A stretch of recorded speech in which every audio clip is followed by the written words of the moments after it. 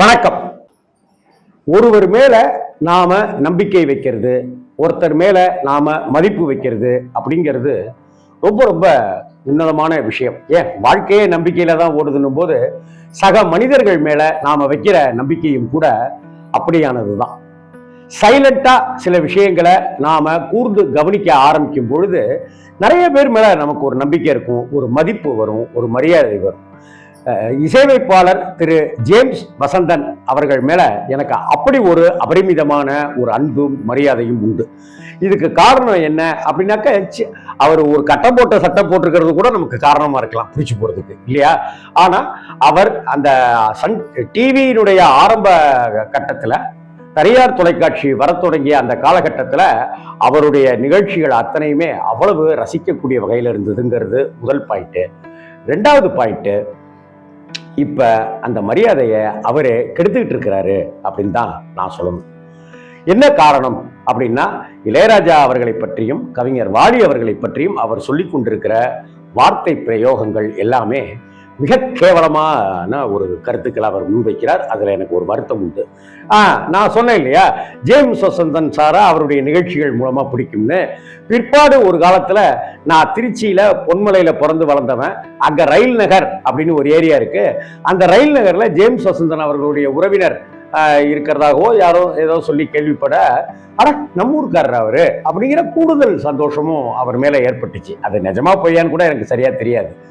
அதற்கு பிறகு சுப்பிரமணியபுரம் படம் திரையிட்ட போது, படம் வந்த போது டைரக்டர் சசிகுமார் சார், என்னுடைய இனிய நண்பர், என் உயிர் நண்பர், அவரை நான் பேட்டி எடுத்த அந்த தருணத்துல எப்படி ஜேம்ஸ் வசந்தன் சார் இதில் பிடிச்சிங்கன்னு கேட்கப்ப, அவர் கொடைக்கானல்ல ஒரு கான்வென்ட்ல சசிகுமார் சார் படிச்சுட்டு இருக்கும்போது அங்க அந்த ஸ்கூல்ல மியூசிக் டீச்சரா அவர் பணியாற்றியதையும், பின்னாடி பல வருடங்கள் கழித்து அவர் இயக்குனராக ஆகும் பொழுது மறக்காமல் தன்னுடைய பயிற்சி, தன்னுடைய படிக்கிற வாழ்க்கையில இருக்கிற அந்த தருணத்துல அவருக்கு இசை வாத்தியாராக இருந்த ஜேம்ஸ் வசந்தனுக்கே மியூசிக் டைரக்டராக வாய்ப்பு கொடுத்ததையும் அவர் அந்த பேட்டியில சொன்னாருங்கிறதையும் இங்க நான் பதிவிட விரும்புறேன்.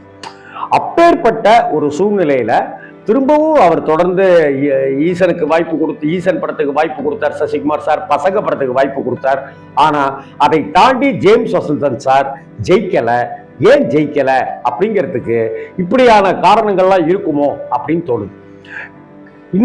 அன்னைக்கு அந்த ஆக்ட், சட்டம் அப்படிங்கிற விஷயங்கள் இல்லாத தருணத்துல இளையராஜா அவர்கள் சாதாரணமா விட்டுட்டாங்க.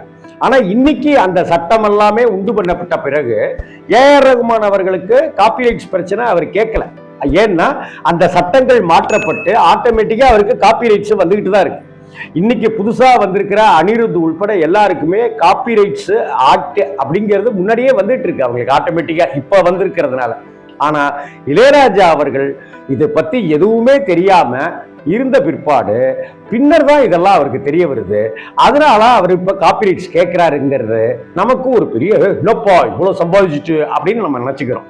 என்ன, இப்ப எனக்கு ஒரு 10 கோடி ரூபா நான் சம்பாதிச்சிட்டேன்னு வைங்க, அடுத்தாப்புல ஒரு 2 கோடி ரூபா கிடைக்குதுனாக்க, வேணாங்க நான் 10 கோடி ரூபா சம்பாதிச்சிட்டேன் அப்படின்னு இந்த உலகத்துல யார் சொல்லுவா? இன்னைக்கும் 108 கோடி ரூபா 115 கோடி ரூபா சம்பளம் வாங்கிட்டு நடிக்கிற நடிகர்கள் இருக்காங்க.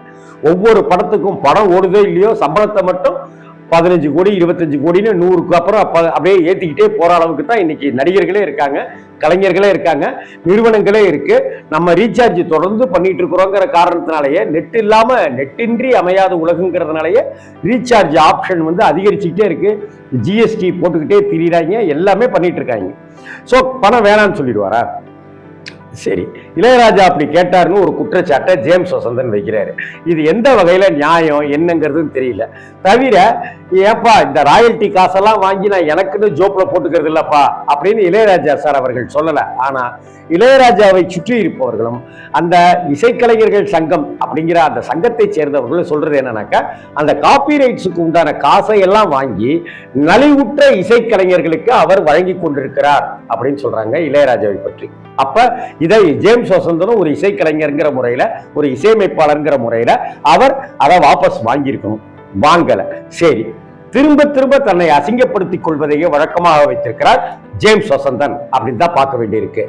என்னுடைய இனிய சகோதரர் சித்ரா லட்சுமணன் சார், சித்ரா லட்சுமணன் சாருக்கும் எனக்கு அப்படி ஒரு பாண்டிங், ஒரு நல்ல நட்பு, ஒரு நல்ல மதித்தல் புரிதல் அப்படின்னு இருக்கு. அவருடைய இன்டர்வியூ எல்லாமே ரொம்ப பிரமாதமா இருக்கும். இன்ஃபேக்ட் நான் அவரையே எவ்வளவோ பேரை இன்டர்வியூ எடுக்கிறீங்க, நான் உங்களை இன்டர்வியூ எடுக்கிறேன் சார் அப்படின்னு அவரை நான் ஒரு இன்டர்வியூ எடுத்திருக்கேன் ஹிந்துல பணியாற்றி கொண்டிருக்கும் போது. சித்ரா லட்சுமணன் சார் கிட்ட ஜேம்ஸ் வசந்தன் சார் பேட்டியில சொல்லும்போது கவிஞர் வாலியை பற்றிய பேச்சு வருது. கவிஞர் வாலி வந்து காசாசை பிடிச்சவர், அவருக்கு பாட்டுக்கு கட் அண்ட் ரைட்டா காசு வாங்கிடுவாரு, பணத்தை கறந்துருவாரு, பணம் அதிகமாக கேட்பாரு, அப்படி இப்படிங்கிற விஷயம்லாம் சொல்றாரு. இங்க யாரு பணம் வாங்காம இலவசமா பண்ணி கொடுக்கறதுக்கு இருக்காங்க சொல்லுங்க? பணம் தேவைதானே, எல்லாருக்குமே பணம் தேவைதான்.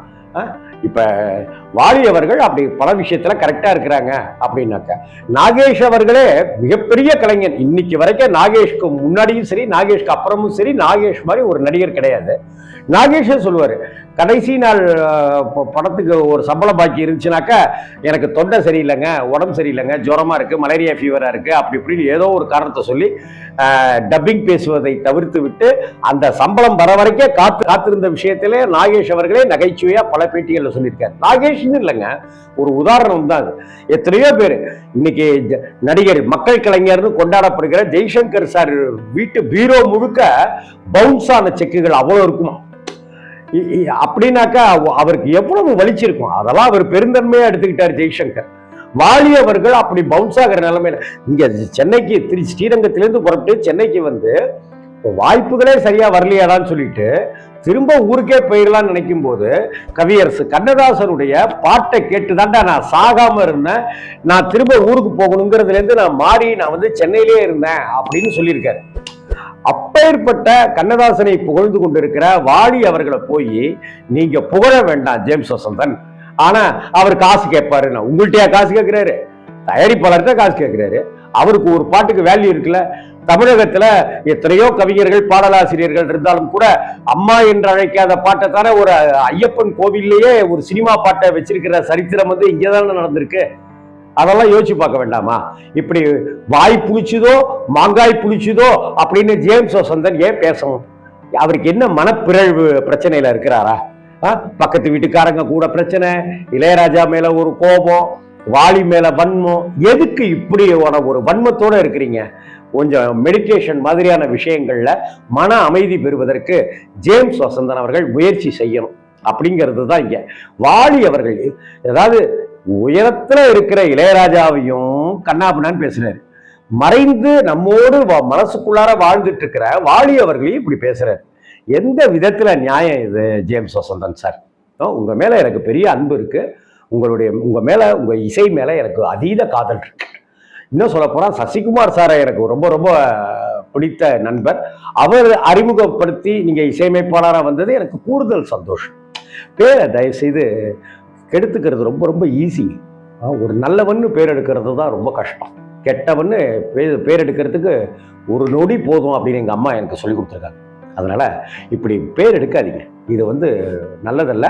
உங்களுடைய மனசுக்கும் புத்திக்கும் இது சரியானதல்ல ஜேம்ஸ் வசந்தன்.